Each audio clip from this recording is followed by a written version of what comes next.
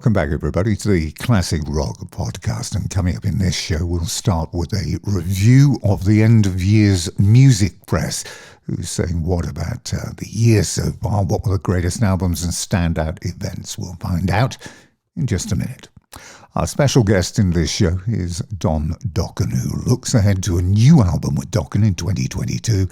And he takes us on a journey back to LA in the 1980s. To talk about what it was really like down on the Strip at the time of Van Halen, Quiet Riot, Motley Crue and the rest. All of those epic tours that they were on with the likes of Aerosmith and AC/DC, and whilst all around him were sinking into a cocaine-fueled existence, why he steered well clear, preferring champagne and wine, and of course pulling the odd wheelie or two on the old Harley with his girlfriend on the back down the Strip. Now, before all of that, just a reminder, if you've missed any of the recent shows, then you can catch up with all of them via the website at www.theclassicrockpodcast.com or by any of the main streaming providers, including Amazon, Spotify, iTunes, Stitcher, Google, etc. Recent shows has had some great guests: Bernie Marsden, Jeff Downs, Doug Aldrich of the Dead Daisies, of course, and Dave Brock, the Hawkwind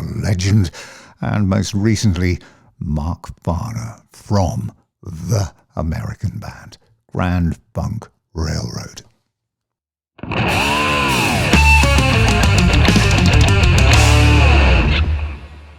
Let's take a look then at what is in the press at the end of the year. Everybody, of course, is running a best of 2021. What actually is really surprising, I think, when you sit back and look at the year that is just gone, is the quality of what we've actually seen released this year. I know everybody tends to say that rock music and its related genres are now dead, but couldn't be further from the truth, really. Classic Rock Magazine lists its top 50. Dead Daisies only make number 48 with On Deadly Ground. Surprised about that. Glenn Hughes is in rampant form on that album, and I saw him live recently, and he is an actual force of nature, isn't he? Incredible. Styx' Crash of the Crown, another great album, only making 28, a real throwback to the glory days for them. And Cheap Trick, what can you say about a band that continues to put out such high quality albums? Another World, one of my favourite albums of this year, makes number 13, and if you haven't heard it or you missed it, then give it a listen, because literally from start to finish, there's not a piece of filler on it. In fact, I think you should listen to some now. There you go. Something a little different. Had a bit of a festive feel to it, that, didn't it? They're not all like that. There's a lot of up-tempo pop rock songs in the true Cheap Trick style, but it is one of their best albums for a long old time, that I can tell you. Thunder's All the Right Reasons, number 12, their best album since Laughing on Judgment Day in the 90s. They're on tour in the new year, and if you've never seen them live, what have you been doing? I mean, really, one of the best live bands around. Their top 5, Billy Gibbons' Hardware, which to all intents and purposes is what we would have got had there been a ZZ Top album. Tough year for them, wasn't it? Joe Bonamassa, Time Clocks, is next. The Wild Hearts, 21st Century Love Song, at number 2 in their list of the top 50 albums is Mammoth, Wolfie Van Halen. I'm not sure about that. But I am sure about the number 1, an album of such staggering diversity.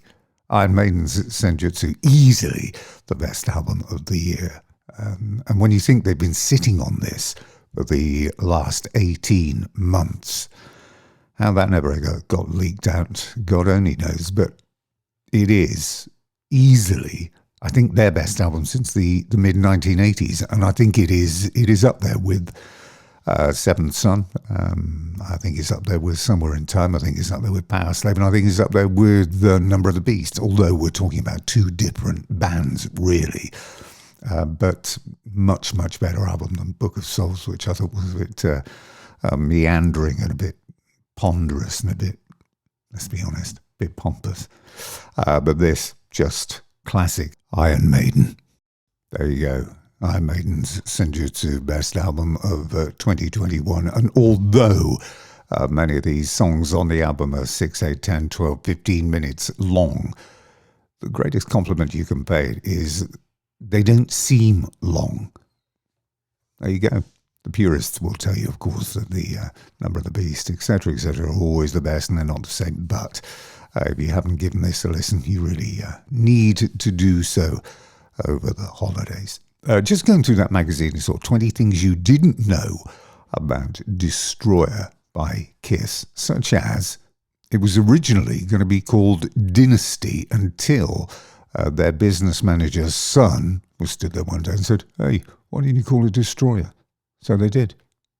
In the reviews, Neil Young and Crazy Horse album Barn gets a 9 out of 10. This is a very good album. There might be darkness outside, but the barn is lit up by the old man playing country rock and roll.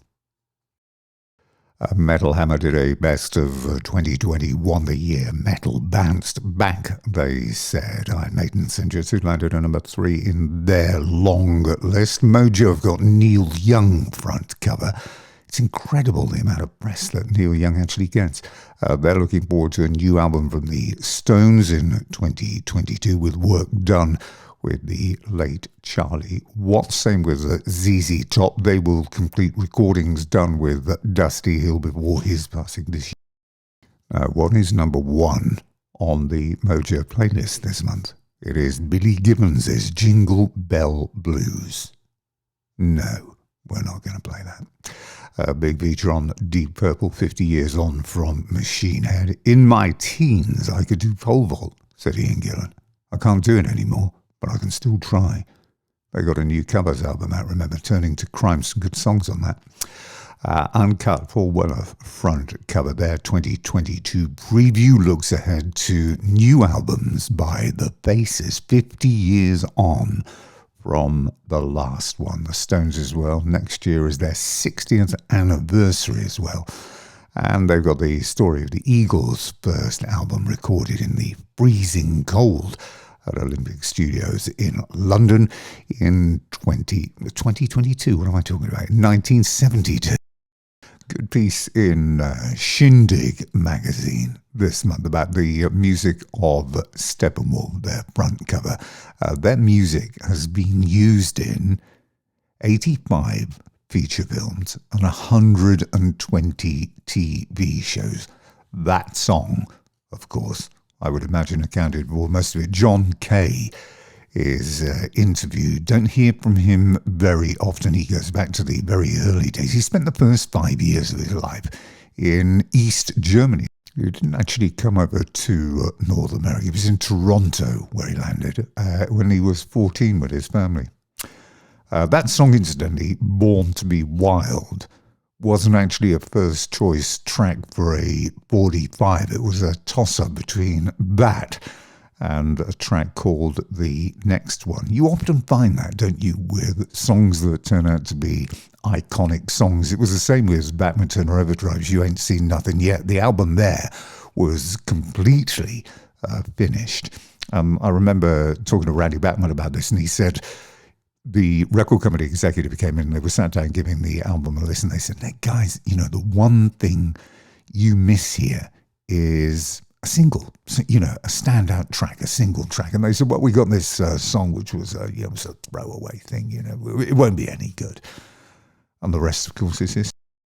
Finally, in this little press section, I wanted to make mention of a guitar player who did the greatest guitar solos of all time. There's a reader's poll, plus the likes of Joe Satriani, Steve Vai, Andy Summers, here the Police, Steve Morse, loads and loads of great players debating their favourite tracks and what they were.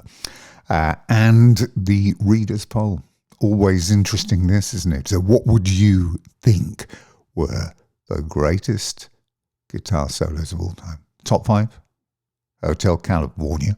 Number 5, the Eagles. Bohemian Rhapsody of 4. Led Zeppelin, Stairway to Heaven at number 3. At number 2, Eruption by Van Halen. At number 1, the greatest guitar solo that has ever been put on a piece of acetate ever was, wait for it, Comfortably Numb by Pink Floyd. Yeah, I can see a few of you looking to the ceilings, throwing your tea and coffee around. What are they talking about? What do they know? Comfortably Numb? What happened to Freebird? What happened to Jimi Hendrix? Where's Jeff Beck? Where's Eric Clapton? Well, they do all appear, actually. I think Skinner's Freebird was in the top 10, and Hendrix's All Along the Watchtower was number 6. But that's what makes those polls good for little mentions in programs like this, because it sets a debate going, doesn't it? Raging around the firesides of rock fans all over the world.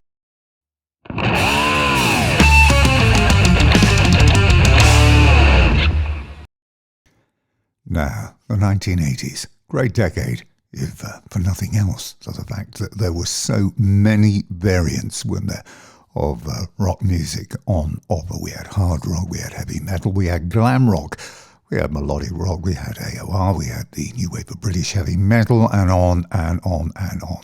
A rock genre for every mood and season.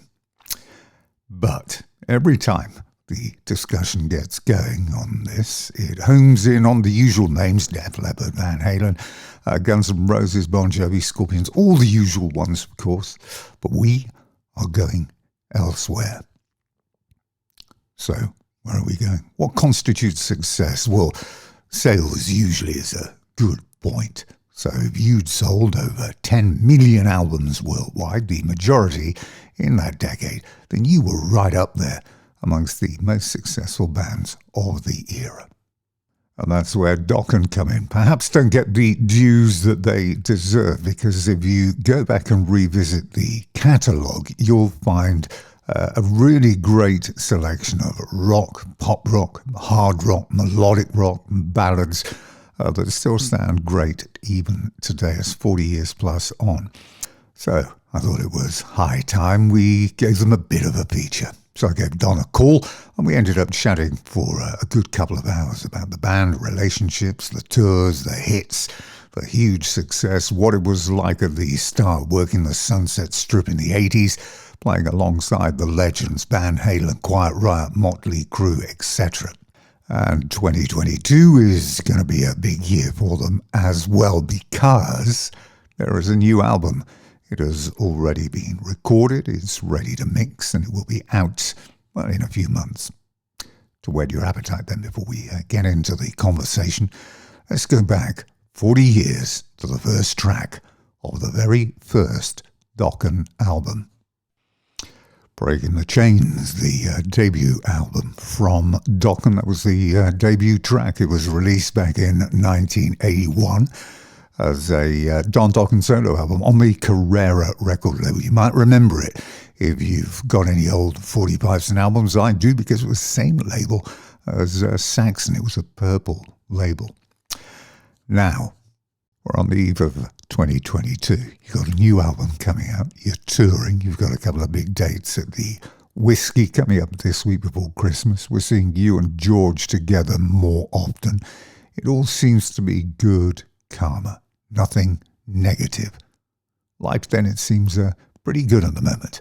Yeah, I think it's good, you know. We have some big festivals, like in Florida, 30,000 people. So sometimes they're huge festivals, and then you have the theaters and you have clubs. And so life is good. I mean, it's been, I think it was rough for everybody for COVID. 2020 was like a year you just take that page and throw it away. It was just a bad time. First album since Broken Bones in 2012. How difficult has it been to record with the band dispersed all over the country? And at the start, as you say, you couldn't play guitar either. Yeah, was been the big bummer, is I can't play guitar anymore because of what happened to my right hand. But, I had to deal with it. it took some time emotionally, saying you can't play guitar anymore, or piano, or bass, or drums. I had to wrap my head around that. They kept saying, give it a year, give it a year, give it a year. I still do occupational therapy 3 days a week at the gym. And, but no, the hand's dead. So, and most of the arm. So it's changed my life because I'm right-handed, and you don't think about it until you can't use it. I mean, you know, I tell my boys, it's my joke, running joke is now that when I get up in the night and pee, and use my left hand, I feel like I'm cheating on myself. So tell me, in terms of the musical direction on this album, you've said that you're going, quote, retro. And this, let's be honest, this is a good thing because we're going to get this classic sound again. Yeah, that was the not problem, but I mean, when people want, I mean, we had a previous record deal with another label, and they basically said the only thing the contract said, the album must sound like a cross between Tooth and Nail and some other and on Rock Key. I go, well, I can't do that. I can't guarantee that because my head's not in that. Wherever I was spiritually, in '85 or '6 it is what it is. I write what I write. And when people say, what are you inspired by? I go, well, what's going on in the world? I mean, my life. And then I wrote songs like, Empire on one of my albums, because, all the whole Pakistani, Afghanistan, Syria war, the Russians coming in, invading other countries. You write about that,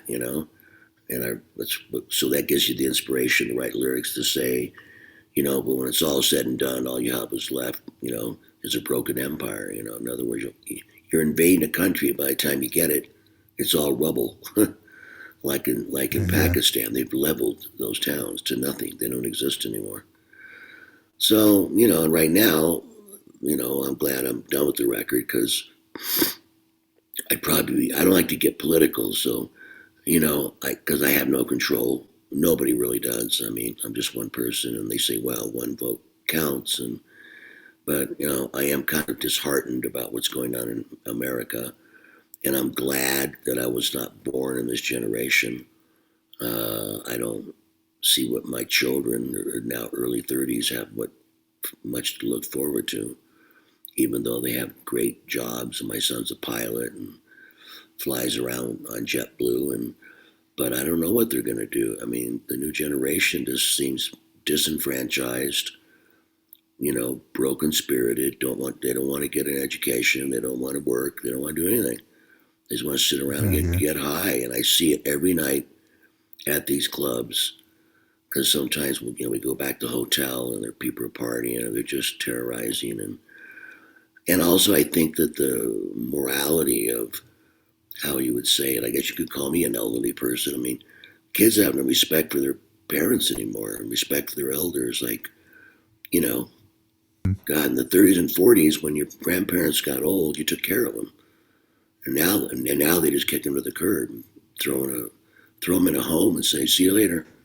But I think in England, in Europe, I think their people are different. You take care of your mom and pop, and that's more of a especially in Italy and England and Germany, you take care of your grandparents. But in America, it doesn't seem that way. It's a shame. It is a shame.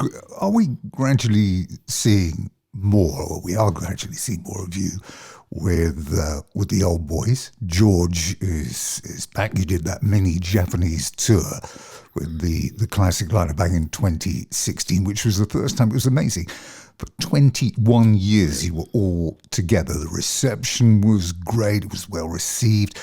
Are we moving a step closer to a fully fledged reunion of the classic lineup? Obviously, virus permitting. A proper tour, maybe an album? No. I mean, sorry, no. I mean, for many reasons. Jeff's been in Foreigner now for like 24 years. and he's very happy being in Foreigner.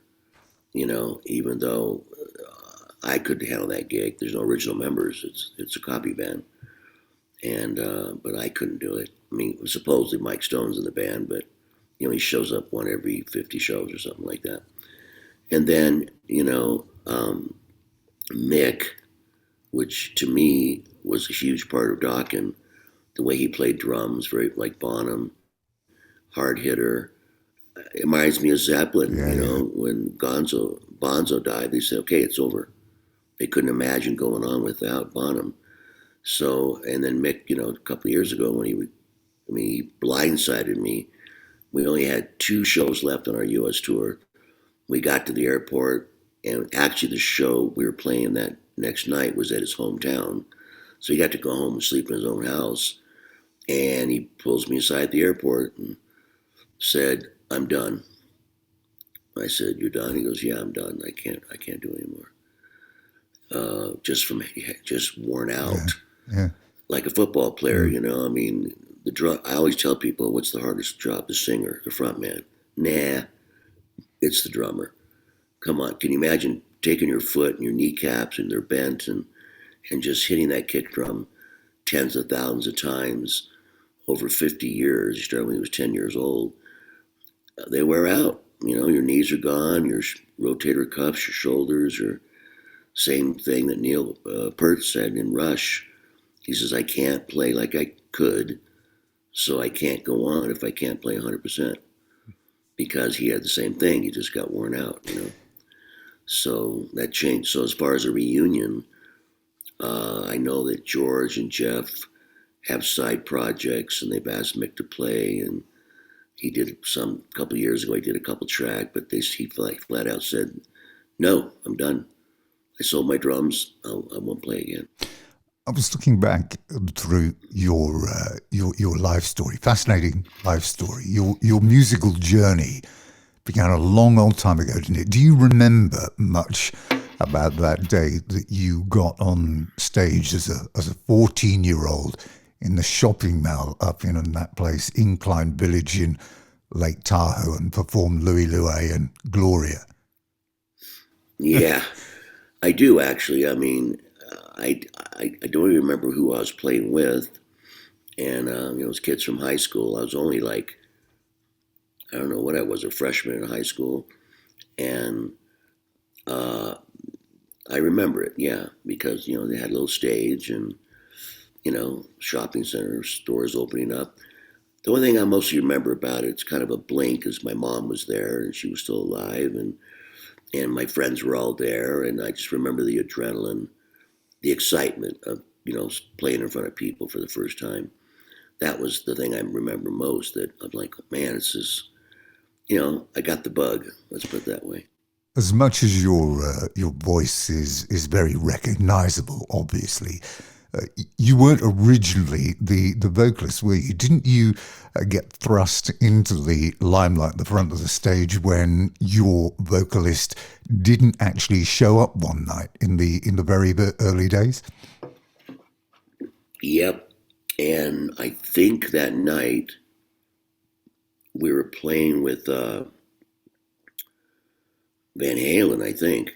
This was at a place called the Proud Bird, wasn't it, in LA? Right. That God, you got your information. Yeah, and that was just this restaurant still there. I looked it up. It is.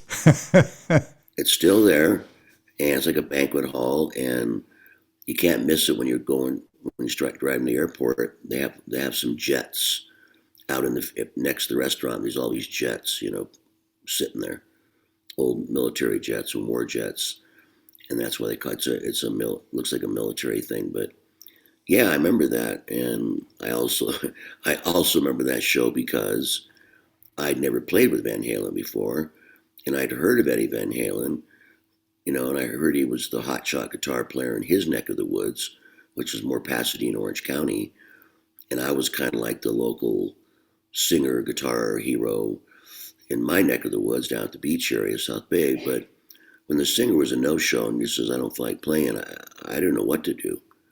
And I went, we're screwed now. What happened to the singer? So did he go off? Did you ever hear from him again?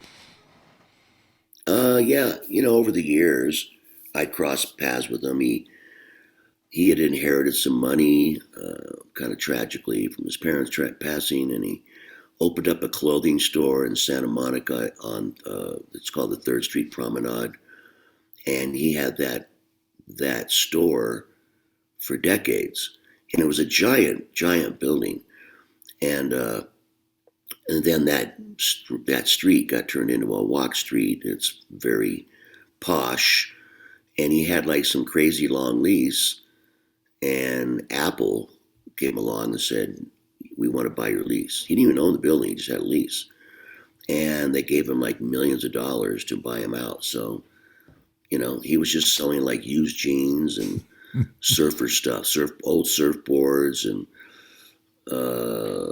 I still have an old cashmere trench coat I bought from him. It's like 50 years old. I still wear it, Uh, and I bought it for about $20. And but that's what he did. He had money, and he was a good singer.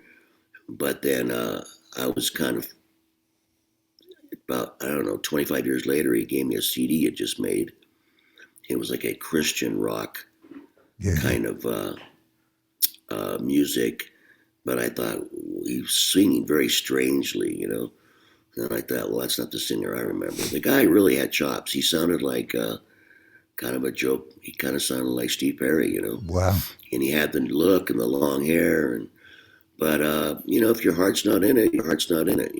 You were playing at the Whiskey, as you said, with all of these legendary acts of the time, Van Halen, Quiet Riot, another one. What was the environment like? Was it very competitive between you all, or were you like this band of brothers all searching for the big break? No. In my opinion, it was all just pure competition. It was like, everybody wanted to outdo everybody else.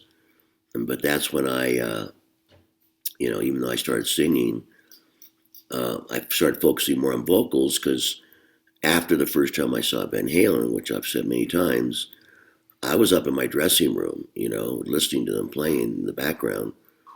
And I think I said to my bass player at the time, who was the original bass player, Jeff Tappan, I said, I thought they only had one guitar player. It sounded like two.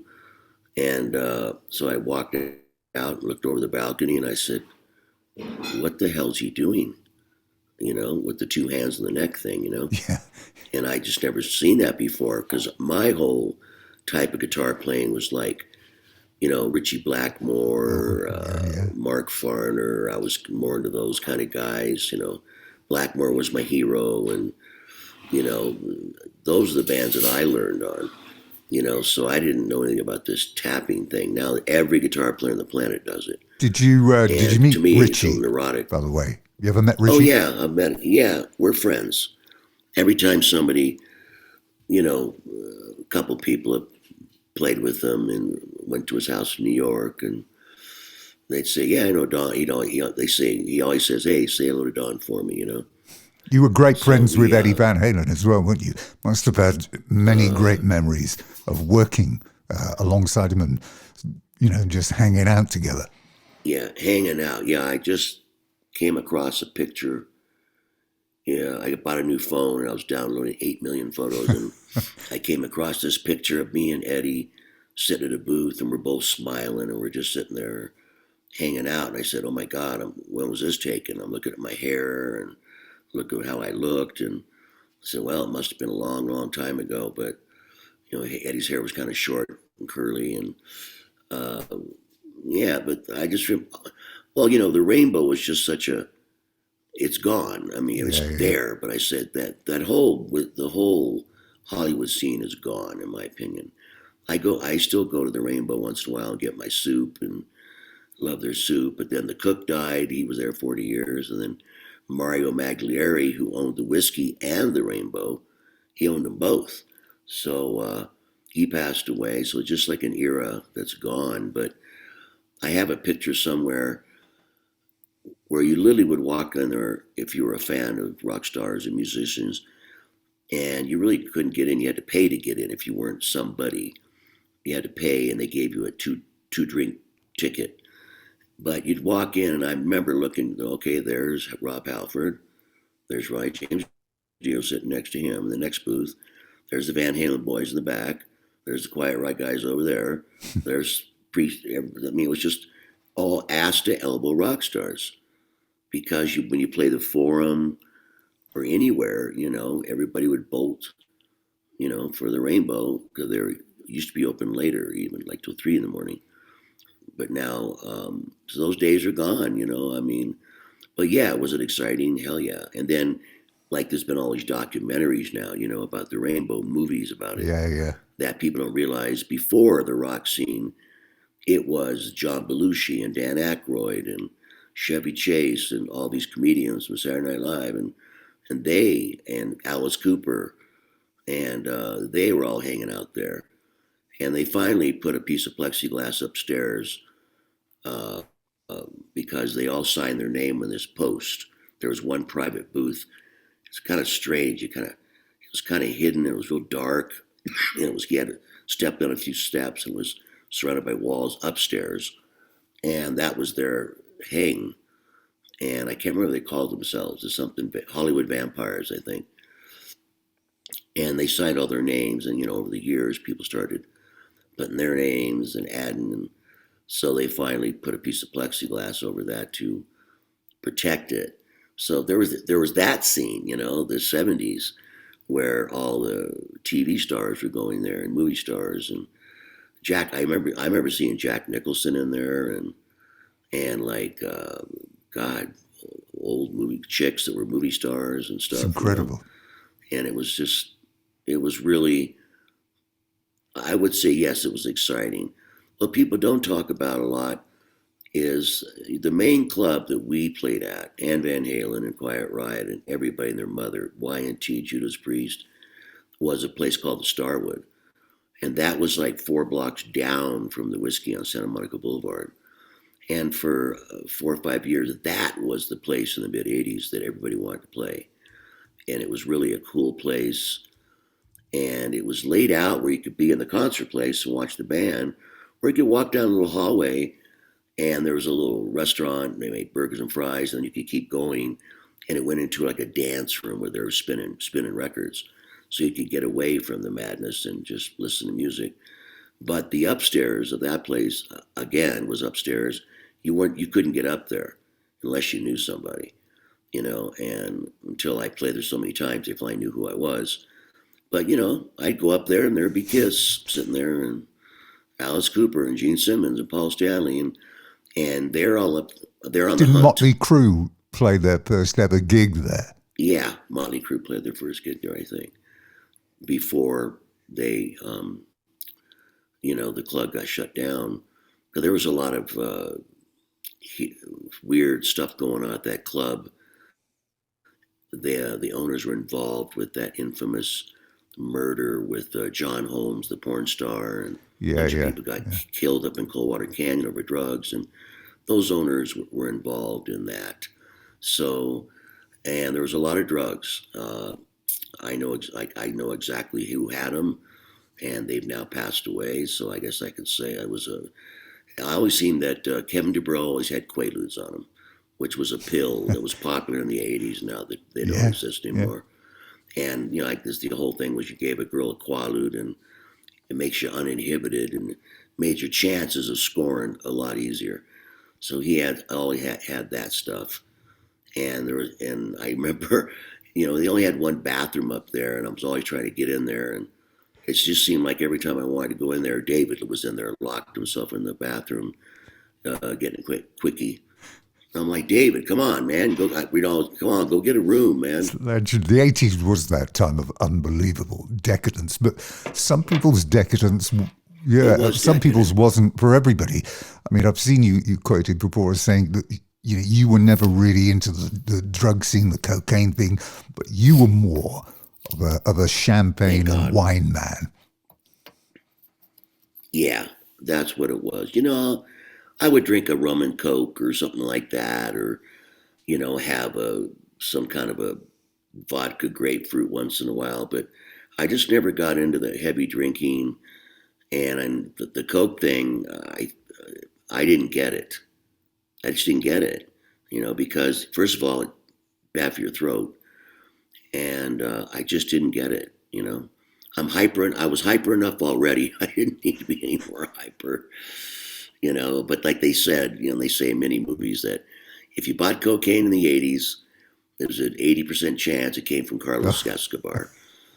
Because and apparently it was like real pure, and you didn't get all, there was not stuff in it to make you speedy and something like that. They said it was like the real deal, but it just wasn't my cup of tea. I don't know. I was so uh, I guess obsessed. I look back now. I was just talking about the other night on the road. We just got home 3 days ago. It was a really rough tour in the East Coast, and I said, man, I look back and I kept thinking, I just want to headline the whiskey one day. That was my mountain. I wanted to headline the whiskey someday on a Friday night. That was my that I wasn't thinking about the arenas and 10,000 people and selling millions of records. It really never was on my radar because it really did seem unachievable to me. But I thought, well, if we can become a local band and we're popular and I have a job and and we'll do this until we can't do it anymore. So I have to. People have asked me. A lot of musicians said, what's the secret, Don? And how'd you get famous? And I said, look, I'm not bullshitting you when I say this. I guess it's half talent and half luck. It's just the right time at the right place. If I wouldn't have met Dieter Dirks, just by chance, you know, uh, I never would have got to sing on the Scorpions album, and the manager of Accept happened to be in there, and she took my cassette to Germany, and it's all well documented. And I got my first record deal on Carrera for a whopping 8,000. I mean, it was in marks, and I didn't know what marks, how much the difference was, and it was something like I don't know 30,000 marks or something, or 20,000. And I said to Michael Wagner, who was with me, I said, "How much money is that?" And he goes, "About 8,500 bucks." So I always remember my first record deal being eighty five Well, hundred that was bucks, it. and That that was was my budget. that was some story, wasn't it? I mean, you spent a bit of time in Germany before, and then you end up at Dieter Yeah, Dirk's studio, which is out near Cologne. And then there was the meeting with Accept's manager, Gabby Hauke, Gabby Halka. and Yeah, her getting the tape, and then you getting the deal with Carrera. I mean, that was almost like a perfect jigsaw puzzle of pieces just slotting into place. yeah. But think about if I didn't. I do remember the day I was supposed to leave for Germany. Uh, well, my first tour of Germany in '79, I went played clubs, and I remember I almost didn't make the plane. I almost didn't go, and it was a nightmare. We were on one of those charter planes, and cheap tickets, and we're all squeezed together, and we took our equipment, and we show up at the airport, and we've got like drums, amplifiers, guitars. You can't do that anymore. And then we showed up at the quote unquote excess baggage, and we're wheeling carts of equipment out to the runway long before 9/11, and bringing all our junk with us. And it was funny. I look back now, it was hilarious when the guy goes, "These are your bags." Yeah, we got 12. But and then again, if I wouldn't have went to Germany in '79, did that club tour, I wouldn't have met uh, Dieter, because we went to Germany, and of course Juan Crucier was the original member of Dokken, and we were a three-piece, and I was still lead singer, lead guitar player, and they had a kid drive us around. He was like 21 years old. I remember his name was Nicola France, and apparently he had done the first U.S. tour of the Scorpions because their English wasn't very well, and he spoke perfect English. So he started telling me he knew the Scorpions, and I went, "Oh wow, really?" I said, "Can you introduce me to Dieter Dirks?" And he said, "Yeah, maybe if you come back again." So it's all this acts of God, in my opinion, the kid that drives us around Germany. Turned out he was the interpreter for the Scorpions. He knew Dieter, and then we go back a year and a half later and do another tour of Germany. And we, the cool thing about that now, looking back, is we played the exact same clubs that are mostly gone now that the Beatles played, the Star Club and the Top Ten and the Reeperbahn, the Hooker Street. Oh. It's that Reeperbahn is all hookers, and it's just funny you can have that in America. So for me to go to Germany, I said, so you tell me this one special couple streets, prostitution's allowed, because it was one of the biggest seaports in the world, Hamburg. And the government, I think they did a clever thing. They thought, we'll just make this area legal, and the girls have to be checked and have a card that they don't have their own diseases. And it became an infamous, just row after row of Euro Center. And it still is. Underground. It still is. I haven't been there in a long time. Yeah, it's still there, I guess. Oh, yeah. It's still very much there, down there.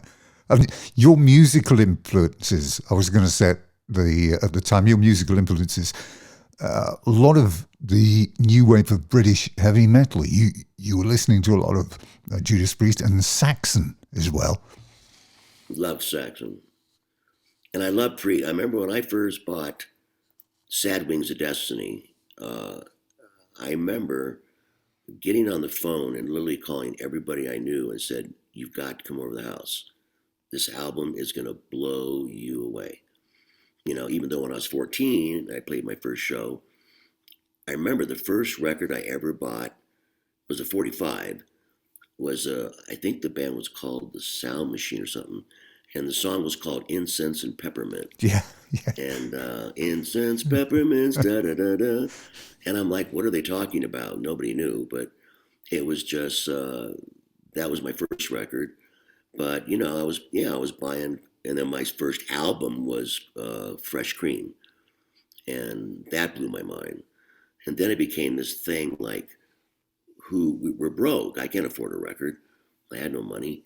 I'm a little kid, and every time somebody buy a new record, what do you got? What do you got? And we'd all just go to each other's houses and listen to whatever they had gotten, and flip it over and play it over and over and over and over and over. We just play it like 10 times, and just be in awe of this new sound. I say now, the 60s was a new sound for me, because we're talking about 1966, the Beatles and all that was going on. And then the cool thing about me living in Lake Tahoe for a couple of years, up in Truckee on the Lake Tahoe, it was like being an Opie, from Andy Griffith's show. There was no crime, there was no gangs. I didn't know what a gang was. It was just, and every kid in that high school, parents had the same business. They all had motels for the ski bunnies, because it was famous. The Olympics were held in Squaw Valley. Yeah. So I got a job there as a busboy. And so we all had the same parents kind of things running motels, my mom as well, and they worked at the casinos, because you only had to walk a mile from where I lived in California, and you're on the Nevada side.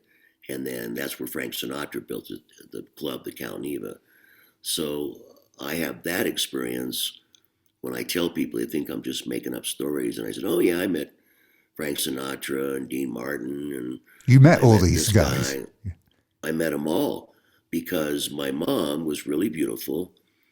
And Frank liked her. And he put her in what they call the green room. Yeah. She was really pretty, and she was a blonde. And she was serving these guys drinks and dinner. And sometimes she'd take me with her, and I had to stay back in the kitchen in the green room. She'd kind of smuggle me in, and I'd help her, clear off the tapes, the tables and stuff. And I remember there was that one guy, I wish I could remember his name. He was famous for being sarcastic. And cool, not Don Rickles. Yeah, Don Rickles. It was Don Rickles. Yeah, it was Don Rickles, because Frank was kind of a no-show a lot. Yeah. It'd say Frank Sinatra on September, blah, blah, blah. And then all of a sudden he wouldn't show up. And Don Rickles would be a stand-in. Excuse me. And I remember the guys would tip me a buck or two, and he always go, "You cheap bastards, come on, man, give the kids some money." And he'd throw a $20 bill down. I was like, and all I was thinking is, I could buy like 3 or 4 albums with that. And he'd berate the other guys because that was his shtick. So yeah, I met everybody. I met everybody. I met Sammy Davis Jr. I met them all. Not met them. I mean, I was around them in the back, and my only memories that everybody was chain smoking and drinking like fish, and my mom, was manhandling the green room. So I met all these famous people, but that didn't really have an effect on me because at that age, I wasn't impressed. If I Yeah. would have met I would have met some musician, I probably would have blown my mind. But so an interesting thing about meeting famous people, and you're not really goo goo gaga over them. So I did that, and Don Rickles would always give him shit about giving me a bigger tip. So I always I have to give him credit for letting me buy more records. Now tell me, it is the 40th anniversary of that original release of Breaking the Chains on Carrera, which was Yeah. Saxon's label in the early days as well. You go back. Do you ever go back and sit back and listen to it? Because I put it on again the other day. When you think of the first track on that album, it makes a hell of a statement because it's such a great song for a debut song on a debut album. It was some statement you made with that. Yeah, I mean, do you think about it now lyrically? It's so prophetic that I'm writing about sitting in my room, and you feel the pressure, and you got where to go. Basically, that whole song is just about being no hope, and no money and no future, and that whole song is about no hope. Break the chains. Nobody can stop you. I wrote the whole song about I have no future. So it was kind of like a prophetic that I wrote Breaking the Chains. Do you remember making the video for the song? Because MTV had just launched, and you made a video which had George Lynch playing guitar, which had chains on it and not strings. Yeah, it's pretty embarrassing, actually. What? I mean, I look back at that and I go, oh my God. I mean, it was a pretty cheesy video. And we got the manager, and it's funny, the manager that actually called me out of the blue. When Breaking the Chains came out, I have, I think, one copy left. When it came out in Germany, it didn't say Dokken on it. It said Don Dokken. There was no Dokken. It was just called Don Dokken.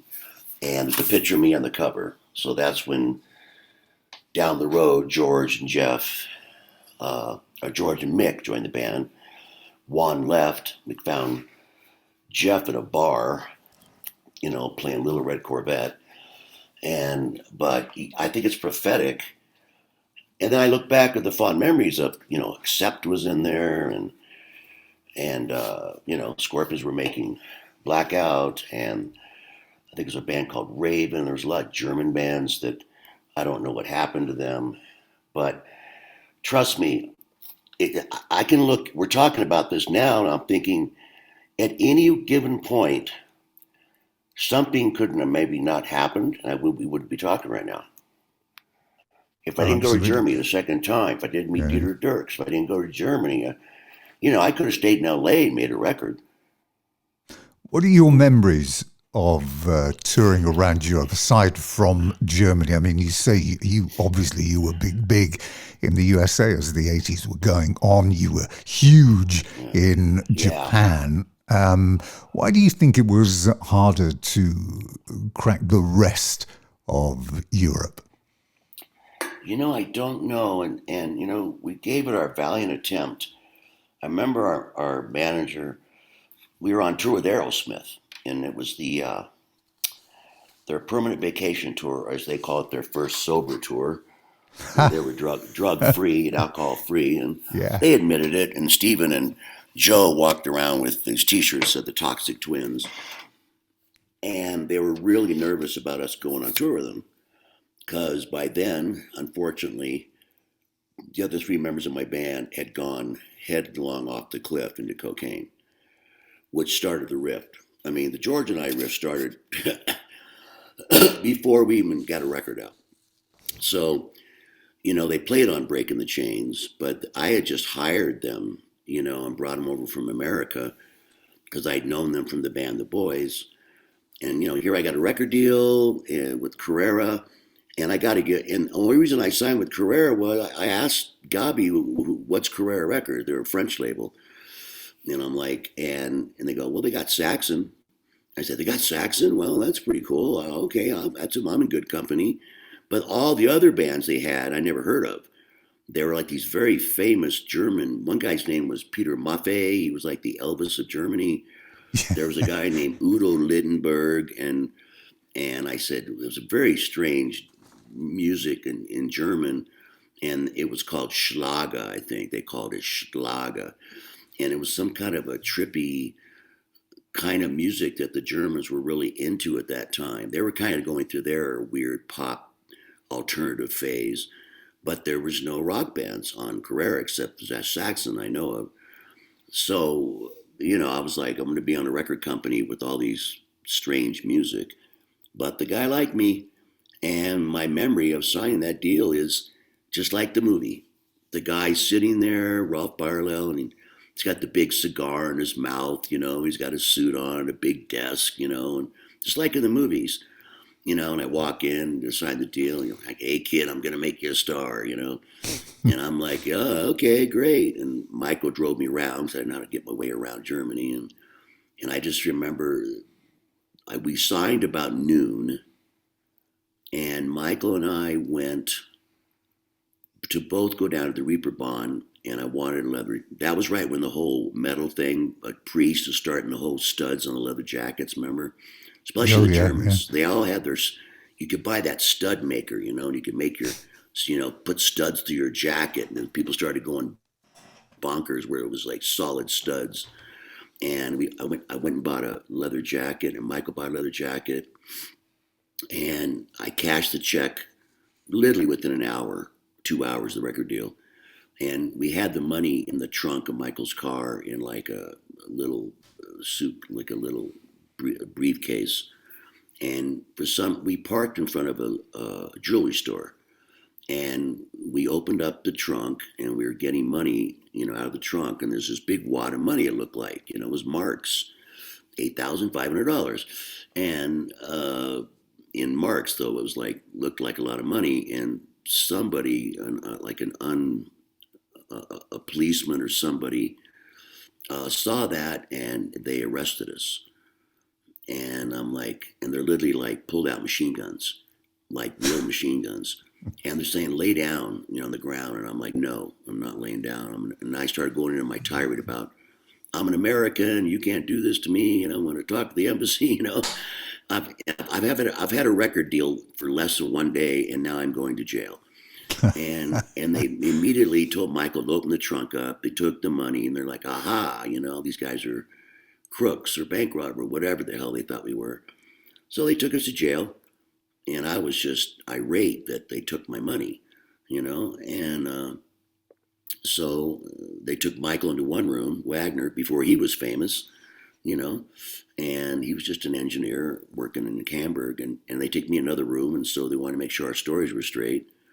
And then I remember they brought the money back in. I made them count it out for me, and had to look at the receipts for the jackets and figure out how much was left, and yada, yada, yada. And then I remember the only good thing about that was when they made me get on the ground, the cop took my little camera and threw it on the ground, and it broke. And so they're going to let me go. We're wanting to get the hell out of there. And they had to call Rolf, the record company president. So here I've only had a record deal for less than 8 hours. And the police are calling him saying, we have this guy, Don Dokken, in jail, and he says you gave him this money. And he says, yeah, I just signed him a record deal and put him on the phone. And he says, Don, I already know you're going to be trouble. So I started my whole first day of a record contract going to jail. And Raul's like, he's just shaking his, I can tell he's just sitting in his office going, oh boy, I don't know about what have I done now. So that was kind of funny. It kind of wasn't. So I started to leave and I said, no, I want my camera, and you broke it. So they took me down to this room with like, I don't know, 500 cameras and all this stolen stuff. And they said, which one was it? And I go, and I just looked around the room and went, I think it was that one. And I tried to pick out the most expensive camera I could find. So I had a little $50 camera and I walked out with a $300 camera. So, Hey, tell me, on that tour with Steven Tyler and Aerosmith, the Permanent Vacation tour, was that true that you named your son after Steven Tyler because he was actually born when you were on the tour? yes, I was. Steve and I were just hanging out, after the show one night and being dogs, on the Aerosmith tour, and all the guys in Dokken, we were all young and cute, and backstage, I mean, it was holy cow. I mean, I have pictures, and I actually burned a lot of them. Uh, I had to, I had to, because that was back in the day of Polaroids. So, and we were starting to realize that with fame, you can get away with murder. And we go into this room where they corral all the girls, and literally, it'd be like penthouse Playboy, runway models, Russian models. Just the security guards and all the crew would pick out the best of the best. And so you walk into a room just full of gorgeous women. And I was just like, holy mackerel. But yeah, I remember Steve and I were sitting around in this room after dinner one night backstage, and somebody came up to me and said, hey, you got a phone call. And it was Sue, Tyler's mother, and said, he just got born. I want to name him John. And I said, John, that's a biblical name. Do we have to go down that road? And even though we weren't married, so that's when I just said to Stephen, I said, what would you name your kid if you were to have a kid? He goes, well, I'd probably name him Tyler, when I have some kids. And I said, well, that's what I'm going to do. I'm going to name him Tyler. And I said, you're the unofficial godfather. And that was it. Tyler was born, and that's why he's named Tyler. You really were flying at the top of your game. You'd had 3 platinum albums on the bounce then, and you took Nail Under Lock and Key, back for the Attack as well. You'd got great press all over Europe. You were in Kerrang an awful lot actually at that time, and it seemed that you were primed, ready for that hyper leap into mega star status. You had Q Prime behind you. When you look back now, do you look at it as it was an opportunity that was missed, or that all things happen for a reason? It was opportunity missed, and it happened for a reason, because I remember we could have done the second leg of the Aerosmith tour. So I'm happy, and they treat us really well. We had full lights, full PA, and they gave us nice dressing rooms, and they treat us very respectfully, unlike some bands I've toured with where they give you nothing, and the PA's barely turned on because their egos can't handle it, that they're going to get blown off stage by us. And I'm like, so I'll just turn their PA down and give them no spotlight and make them play in the dark practically, which really drove me crazy. And I was, poor Cliff, he was such a good guy, but I was calling him every other day, complaining and whining about, I want lights, and how come they're treating us like this? But Aerosmith was different. But I remember we were taking a break, and we had the second leg of Aerosmith too. And Cliff said, I think you should leave the tour. And I said, you've lost your mind, right? I mean, why would you want to leave the tour? And he says, I think I can get you. He always believed that he was right. He was right. What he did with Metallica, he was going to do with us first. But he always said, someday, Don, this is all going to go away, and you'll have your day in the sun right now in America. But rock stars come and go in this country, but he said if you can get a foothold in Europe, a real foothold, like Saxon has, and Priest, and look at Accept, and all those bands are still going strong in these festivals. He said, your next tour, you'll be touring the world, and if you break out in Europe, it's done. It's a done. You can maintain your career for the rest of your career just out of Europe. And we didn't want to go, because I thought playing with AC/DC is kind of like opening up for God. I mean, Yeah. Who wants to open up for AC/DC? I mean, you can't. I don't care how good you are. They're AC/DC. They're the biggest band in the world. And they had the bell. It was after Bon had passed, and I was really scared. I didn't want to go, and how funny, I didn't want to go because I was afraid of the pressure. I remember the band saying, we don't want to go because it's all guys, there's no chicks, and there's no drugs. And I went, what a reason to not want to go to Europe, even though I'd gone to Germany twice and played little clubs, and I was like, every show we did, they were very tough. We had no roadies or anything, and we're dragging our amplifiers down the street. And they didn't want to go because of the large male audience that AC/DC had, and all in their leather jackets and jean jackets, and the girls that were there looked like they got hit by a truck, and so and here we just come off the Aerosmith tour, and that's why they didn't want to go. But Cliff said, you're going. In fact, we didn't get paid for that tour. We had to pay AC/DC $50,000 to be on the tour. Oh, that's unbelievable. It was a buy-on. And I remember the first couple shows, I thought we were doing great. 'Cause, in between songs, I didn't talk much on stage because if you're in Italy, I don't speak Italian, and we're in France, I don't speak French. And so I just say, drop the F-bomb or whatever. We just kind of played song after song after song.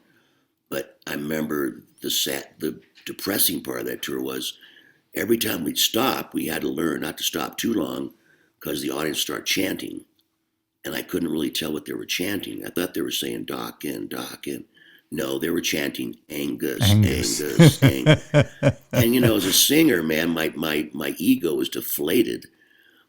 Especially coming off the Aerosmith tour where we're famous, we're stars, everybody loves me and my band, and all of a sudden we're in Germany and they're chanting Angus.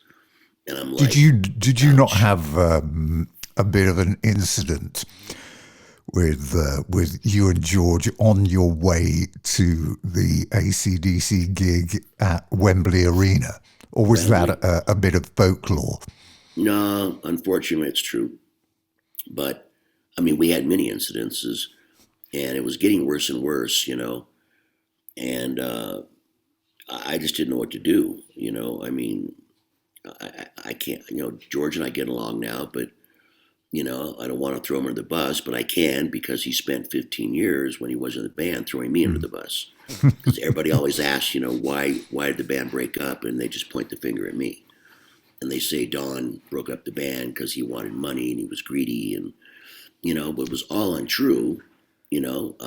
I signed the worst band agreement in history. It was a 4-way split. Every dollar I made, Jeff got $1, Mick got $1, George got $1. So Cliff made us do that so we wouldn't argue about who wrote what and publishing and all that. Everything was split 4 ways. So there was no reason for me to want to leave for a monetary value. And but George and I didn't get along from before Breaking the Chains ever came out. I mean, Breaking the Chains, I remember I flew him over there. Mick cut the drums. George did about 2/3 of the rhythm tracks. He'd done about half the solos. And I woke up one day and they had left. And I freaked out. And I said, what do you mean they'd left? And Michael said, they left this morning and they said they want to go back to America. But the record wasn't done. And I'm like, oh man. So that's how it started. And everything started out ugly. Like Cliff said to me once, Bernstein said, you guys are getting more and more famous despite yourselves. Well, that was Don Dokken talking to me just the other day from his home in New Mexico, looking back on a 40-year career. Now, we've got more to come as well from that interview, and you can hear it in the next edition of the show. Well, that is it for this program. Don't forget, if you want to get in touch, you can via the website at www.theclassicrockpodcast.com, or you can do it via Facebook as well. So, until the next time, do enjoy the holidays, have a great new year. And from me, Tim Caple, till next time, bye-bye.